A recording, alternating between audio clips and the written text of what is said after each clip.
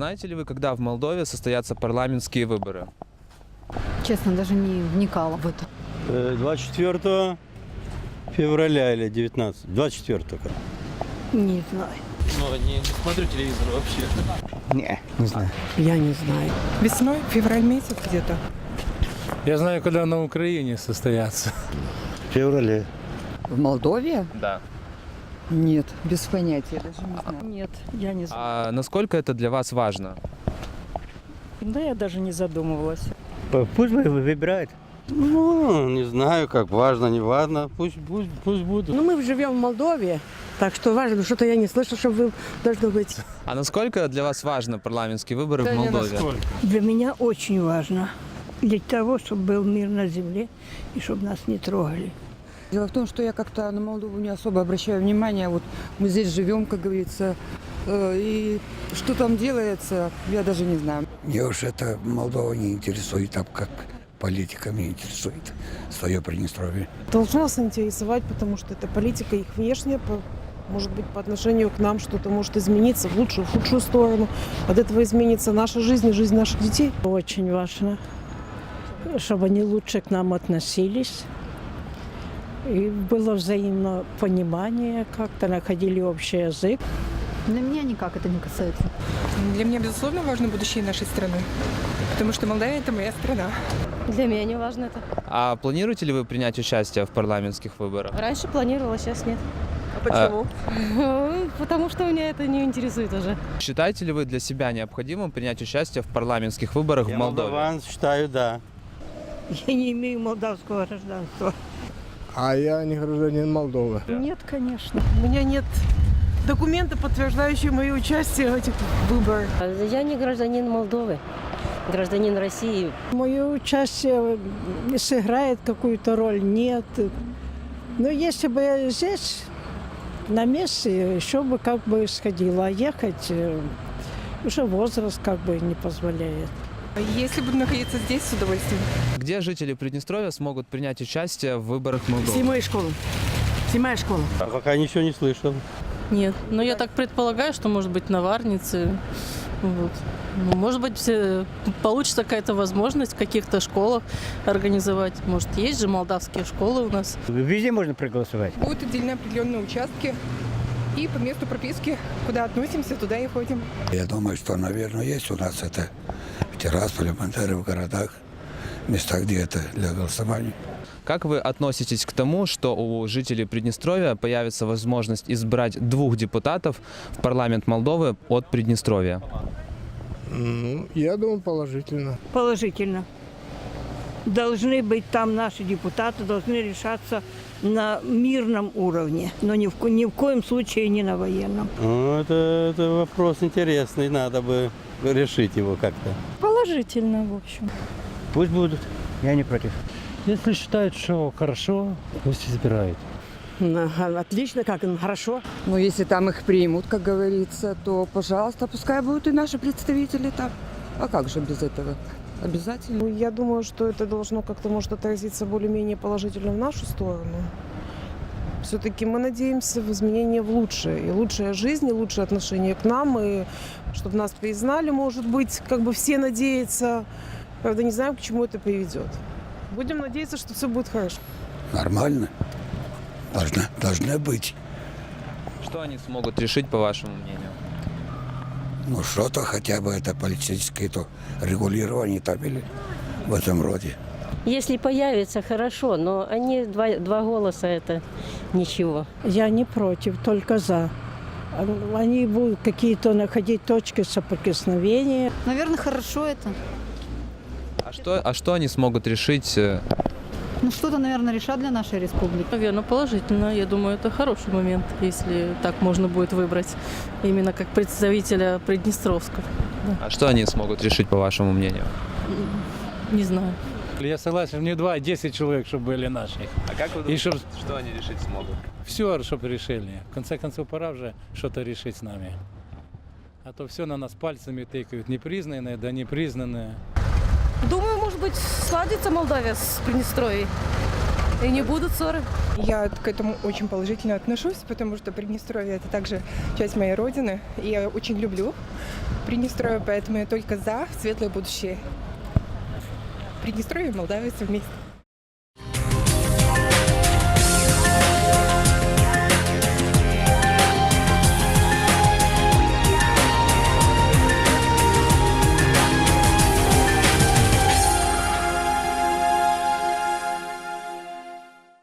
Am urmărit opinia alegătorilor din Bender despre cine îi va reprezenta în Parlament, iar acum continuăm discuția în platoul de la Chișinău. Puteți comenta cumva reportajul?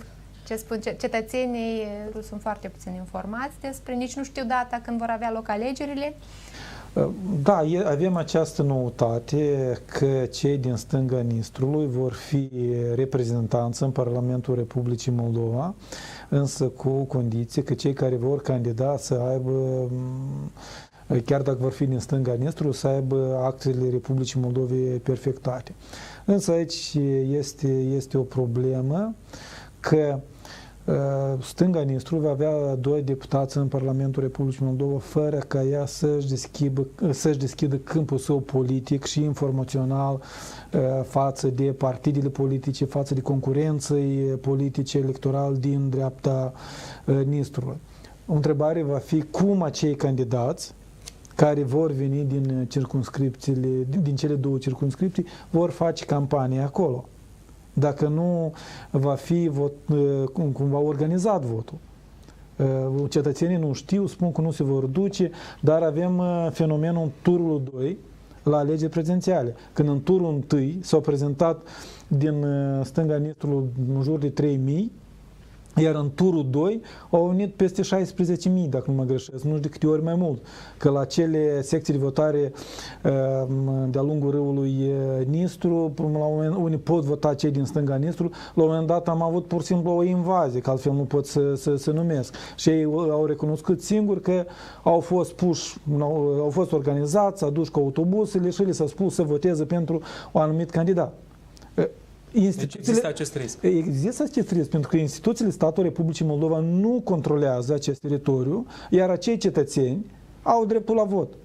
Și ei liber pot fi aduși să voteze în așa mod. Acesta cred că este un risc ce se referă la conștiința votului.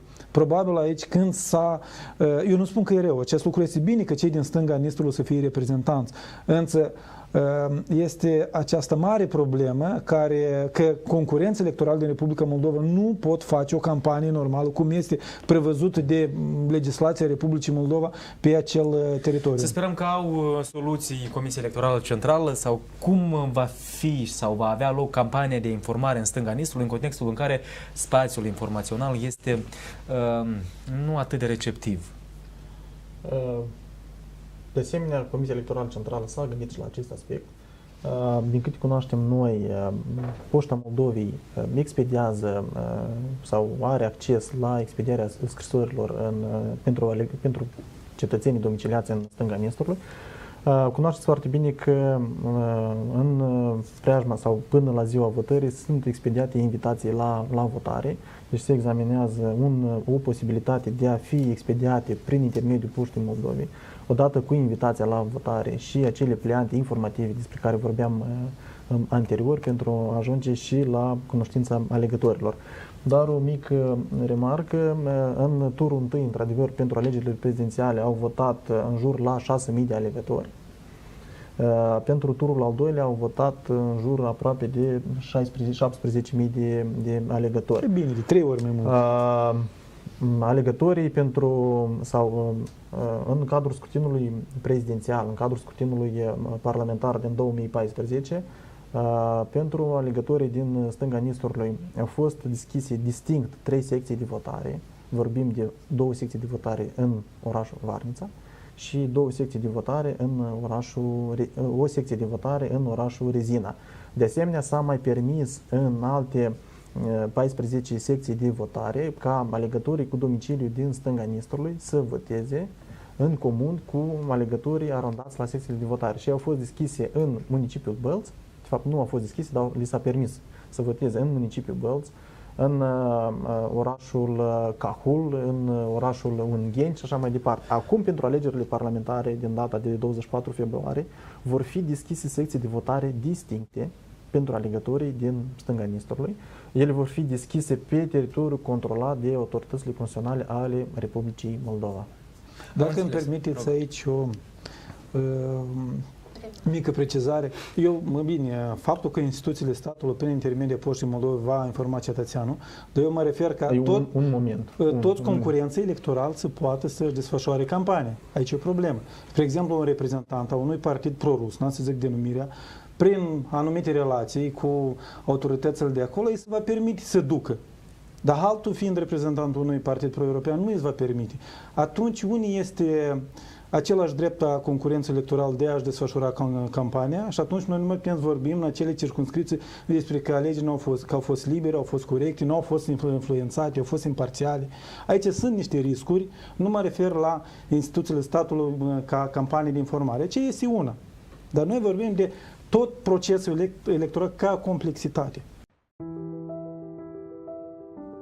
Cetățenii Republicii Moldova care se află peste hotare își pot exercita dreptul de vot la orice secție de votare constituită în afara țării. Pentru alegerile parlamentare, peste hotare au fost constituite 3 circumscripții uninominale. O circumscripție în est de Republica Moldova, o circumscripție în vest și una pentru Statele Unite ale Americii și Canada. Lista țărilor repartizate pe circumscripție poate fi găsită pe pagina web www.cec.md. Secțiile de votare se constituie pe lângă misiunile diplomatice și oficiile consulare ale Republicii Moldova. De asemenea, Comisia Electorală Centrală organizează alegeri în secțiile de votare constituite și în alte localități, lista cărora este aprobată de guvern. Aceste secții sunt deschise cu acordul autorităților țărilor respective, în baza datelor statistice oficiale, informațiilor obținute în rezultatul înregistrării prealabile, numărului de alegători care au participat la scrutinul precedent și altor date relevante. Numărul buletinelor de vot expediate în fiecare secție de votare deschisă peste hotare nu poate depăși cifra de 5.000.